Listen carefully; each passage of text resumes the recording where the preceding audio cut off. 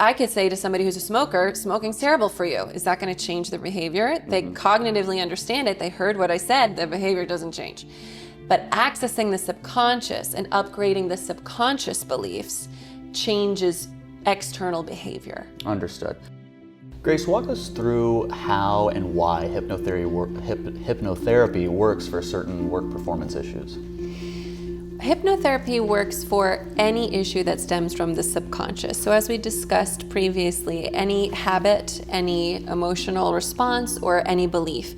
So in the workplace, obviously, your habits play a big part. If you have a habit of being late, that's not going to bode well for your professional advancement. If you have difficulty communicating with your peers and your colleagues, or you have debilitating social anxiety or self-worth issues, if you had decided on day one that you hate your boss and you can't communicate with them, all of these things build and build and build, and then we take them home. So we work so much that having a workplace issue is not an isolated event, right? It's going to become pervasive through the rest of your life. It can impact your sleep, how you're eating, and your relationships at home too. So we use hypnotherapy to work on, again, any issue in the subconscious. It's just that because we have a successful business, a lot of entrepreneurs and CEOs are coming to us for support because they see that we were able to do something challenging in the business world. Now, that having been said, when students graduate from my hypnotherapy school, we hire them. One of the reasons why we do that, if they're at the top of their class, is because in any other context, in order to be a successful hypnotherapist in this day and age, you also have to be a successful entrepreneur. And by far and large, the mindset that requires someone to be an excellent hypnotherapist has nothing to do with the mindset and the skill set that it requires you to be a successful business person. Yes. And very early on in our school, I just said, this is so ridiculous. I can't have these powerful women, and I say women because we've got about 250 students and 2 of them are men. So you go, we guys. can't have these powerful women coming to our school, graduating and not doing the work, right, just because they're struggling to build a business. So we teach business fundamentals, but we also hire people to come work for us. Now, the people who work for us typically are still working for isolated issues that people want to solve, like nail biting, like fear of flying. It's more myself that people come to work on workplace issues and peak performance. Okay, so I come to you. I'm a big time CEO. I am just nailing every part of it. But the big issue I have is that I have problems effectively communicating with some of my staff because I'm blunt. They think I'm rude. They think I'm angry at them. And I need help. And I went to Grace, and Grace tells me, I say, what would you like your experience to be like instead? And typically the response is, I want everybody else to change. I want all of my employees to be completely different than they are. And I say, well, we can't change them through your hypnotherapy session. If you want to be an effective leader, an effective communicator, only you can change through this session. And typically what happens is we go into childhood where they were not listened to, they were not understood, they were bullied, or even there's just this drive that put up blinders and they couldn't see anything else. And so we either have to heal these emotional issues from childhood so that they can become more communicative, more empathic and understanding, or we have to take down those blinders and say there are other people in this ecosystem and you can't create it without them. So sometimes the only way to get somebody like that to reach their next level of peak performance is not to lead with be a better person, try to understand what's happening with your team, but to say to take your business to the next level, which is of the utmost importance to you, you must hear your team.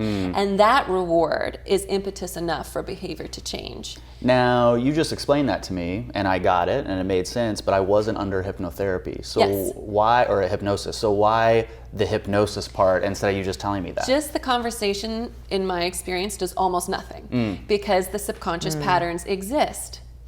I could say to somebody who's a smoker, smoking's terrible for you. Is that going to change their behavior? They cognitively understand it. They heard what I said. The behavior doesn't change. But accessing the subconscious and upgrading the subconscious beliefs changes external behavior. Understood. So give me an example of a CEO or someone in the workforce who came to you with a problem and how they benefited after going through hypnosis. I really actually love working with female CEOs. Oh, nice. So much.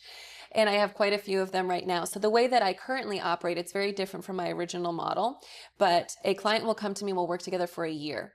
So it's going to be 42 sessions. They can use it over the course of the year, but it's also quarterly in person with me. And in the first in person, full day, VIP day, we map their subconscious highs and lows from today all the way to the day they were born. So all of the trauma in their life, all of the peak happy experiences in their life, and over the course of the year, we address every one of them. Wait, okay, hold on. I gotta turn over to the clinical psychologist here. How are we addressing every high and low traumatic experience from childhood? I don't know. I'm waiting to hear. Now, I don't mean that we give everything its due, Yes. but we will have a session at least. I mean, if somebody is 54 years old, you know, there are some years nothing major happens. It's like, oh, that was a good year in college. We don't have to revisit that. So if somebody's 54 years old, there might be 6 or 7 events in their life that shaped them in a negative way. Okay. A divorce year, Yes. a year something happened with a child, a year that their dad left. Yes. These are big years that are having subconscious implications in their life negatively now. Yeah. But there were also happy years. Their wedding day, even if they got divorced later, it might have been the happiest day of their life up to that point. Right. Going in and strengthening subconsciously the happiest moments of our life also give us resources to tap into that when everything feels bleak. Okay. So it's very exciting. I love it so much. The outcomes are phenomenal. And here's one of the reasons why it's so different. Typically, a client, again, comes for one problem and they want one solution. I want to stop biting my nails or I want to stop smoking. But working with CEOs in this way, they just say, okay, I'm already at the top of my game. I can't continue to allow subconscious issues to get in the way of my relationships, of my health, of the next level of my career. And at this point, I've had the best education. I have all the team and the resources available to me. What I don't know is the subconscious stuff that's getting in my way. Yeah, so I we don't know spent what I a whole year on that. Yeah. Okay, so you spent a whole year on this, but give me as best you can a before and after with one of your clients. So someone who, I mean, it's fascinating. We're talking about imposter syndrome. These are people who you would think were so tremendously confident. And what happens is if they want to pivot or they want to add something new to the business or do something outside of the scope of what they've done every single day, there's so much pressure to succeed that there is such a fear of failure and they can't ever express it. So a before and after is somebody who has to put on a tough face all day, every day, be the leader, who after the fact goes to somebody who actually is more vulnerable and because of that becomes an infinitely more powerful leader. They create connections with their team. Now, what that means, you know, day-to-day life, I mean, I've had people lose 50 pounds, totally change the way they eat, heal broken relationships, people who, I mean, it was just a rotating door of employees in and out, who actually now have a team who is invested and want to stay. More money. I mean, lots of things going up, but really it's this self-reflective piece of what are the things I've never looked at that are getting in the way of my next level of happiness, genuine happiness. Yeah. Because they know now it's not tied to the 3 letters CEO. Right. Yeah. If you like psychology and learning about mental health and want to learn more while meeting other people who are interested, explore your membership options using the link below this video or visit medcircle.com. Now, Dr. Ramani, a lot of that sounds like elements of therapy. It Going all back does. into your past, yeah. So, how does when you hear that, what about that would indicate that it is effective and it works from your experience? I mean, if it works for if the client at the end of it says they've had, again, and here's where, again, I want to say this with all respect. This may or may not be about theta waves and subconscious. This may simply be that they felt heard and supported and empathized with and safe. You know what I'm saying? So one of the biggest issues in any kind of treatment work, all the therapy researchers struggle with this, is what is the ingredient? What's the active ingredient? What's the secret sauce? Why does therapy work? Because there's one thing thousands of therapy studies have shown: therapy works. That if you looked at the meta-analytic work, therapy works. So the next question is, why does it work? And that's the one where there's been a bit more of a struggle. And there's different camps. Some people are very technique focused. It's this thing we do. The others, and I have to be honest with you, this other camp is what I adhere to, is it's the relationship between the therapist and the client, and it doesn't matter what you do. As long as this is good, you're good. We do teach our students the primary importance of building rapport. Yes. Because if the client doesn't trust you, they're not going to access that relaxed meditative state anyway. Right. They're going to have one eye open and saying, who am I in this room with? Yeah. So it is definitely a very important part. I will say, just for the viewers who might not have heard this before, one of the reasons we access what's called the theta state is because when you're producing beta brainwaves, which is what we're producing right now in normal conversation, normal waking consciousness, we're typically also in the stress state, the same state you discussed before, the fight, flight, freeze, which is our least adaptive, least malleable state where we take in the least amount of information, versus this theta state, which is meditative. You are actually very open to new information, you're inventive, you're imaginative, and you do feel so relaxed and safe that there is a surplus of energy to create neurological links in the brain. So what studies have found with hypnotherapy is you're feeling safe, but you are actually rewiring your brain. You are actually making new neurological pathways in your brain based on new beliefs. Okay. If we know the comfortability with the therapist is important, how can a client foster that comfortability in a session? I think the client has to learn to trust themselves. And unfortunately, we live at a time where the thing I'm about to suggest is all but impossible. In an ideal world, you would interview 3 therapists and pick the one you're the most comfortable with. But that means paying 3 people's fees.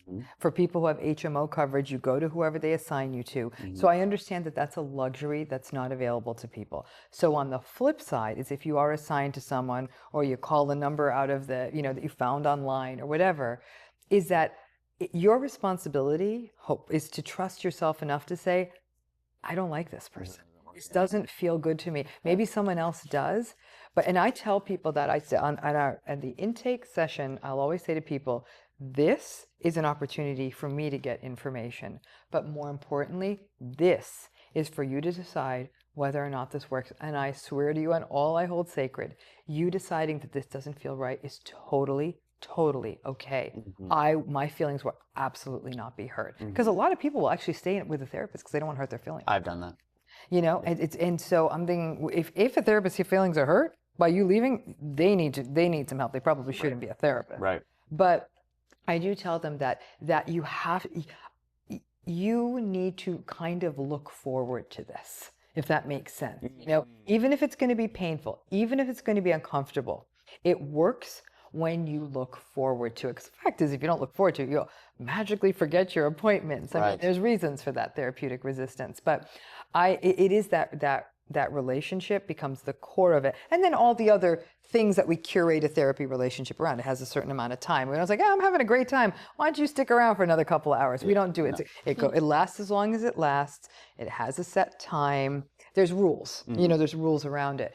But all those rules notwithstanding, it's that comfort in that space for both therapist and client. The therapist's likability factor matters too.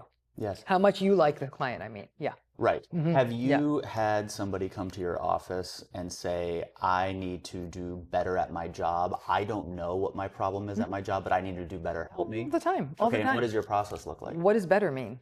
Like, really, it's baseline assessment. What does better mean? And we'll really break that piece down. Like, it's what we call operationalizing, taking something as vague as better and breaking it down to what the component processes of better are. Then to assess the feelings around that. How do you feel when you think about going to work? How do you feel at the end of the day? How do you feel on Sunday night? I use Sunday night as a metaphor, whatever that time is when you're about to start another long spate of work, to get them in touch with those feelings. And then break down other specters of the work environment. What are your relationships like at work? Is it satisfying? Is your work meaningful to you? Take all those pieces and then find the blocks. I think of one case in particular of a person who actually loved the job she had and found it very meaningful, but she kept showing up late. And she was getting to the point where it was the kind of job where showing up late was not an option. Like, it would put other people at the workplace at risk. And she was getting precariously close to losing this job. So, well, I mean, obviously, an armchair therapist is going to say, well, maybe she really wanted to lose her job, which wasn't that far from the truth. But we really started breaking down the why are you late and keeping a lateness diary and all of that, because she only actually lived 10 minutes from the job. So it wasn't even like an unpredictability thing. And it really came down to her feeling relatively incompetent at this job, and the job, just going to work was very upsetting and stressful. So she was doing what anyone would do, avoiding an uncomfortable experience. Then we broke down the discomforts. It's always about breaking things down. The next breakdown is, why is it uncomfortable? Well, it turned out that she was doing the job serviceably, but the way the leadership was organized just was not a good match for her. And so her belief was, I have no right to say that. Maybe they're nice people and there's something wrong with me. She ended up getting fired. So it ended up exactly the way she thought it would be. It took her some time to find new work, but in the new position, exactly the same responsibilities, exactly the same, nothing changed, but the people were lovely, and she hit it out of the park. So that became a really interesting learning experience for breaking it down, recognizing the pattern, saying, you're going to get fired if you, and she's like, I know I am. And she did. And then seeing that how different it feels when that one piece was addressed. We got down to the critical ingredient, which was her fear around those difficult workplace relationships. That's so fantastic to hear. Did she come to you because of a workplace issue? It was something else, yes. So when we talk about getting peak performance in the workplace, we're really talking about getting peak performance in our life, because it's all interconnected. Absolutely. Yeah. I think an example that'll resonate with everyone is this idea of, if you think of two different basketball players, and there's one who every time I don't know why I'm using a sports analogy because I don't know anything about sports, but every time, they're on the line and they have to make the basket and then they'll win the game, they choke, right? Or LeBron James, that's when he shines the most. That you can actually program your subconscious responses to be that when the pressure comes on, you thrive. But that takes conditioning. That's not a magic bullet. It doesn't happen overnight, but it is something that you can visualize. Okay, the board's not happy. And you visualize yourself handling that, remaining calm and composed.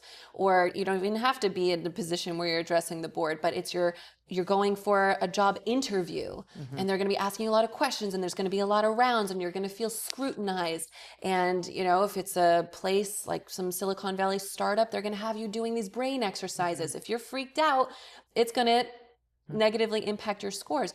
So just thinking in peak performance terms of conditioning yourself to excel when the pressure comes on, right? When the flames go up. Yeah. And that helps you in all aspects of your life, because at some point in your life, things are going to blow up. But we naturally avoid those pressure scenarios. Right. Dr. Ramani changed my life when she said, Kyle, you have to practice empathy when it doesn't matter. She goes, when the stranger on the airplane is just, for whatever reason, spilling their heart out, that's when you need to show up, because that's where you can get your practice in, so that when somebody calls you, you've already practiced. You know how to do this. You've been there before. And I was always avoiding those scenarios, avoiding those situations. So I'm glad you brought up that story.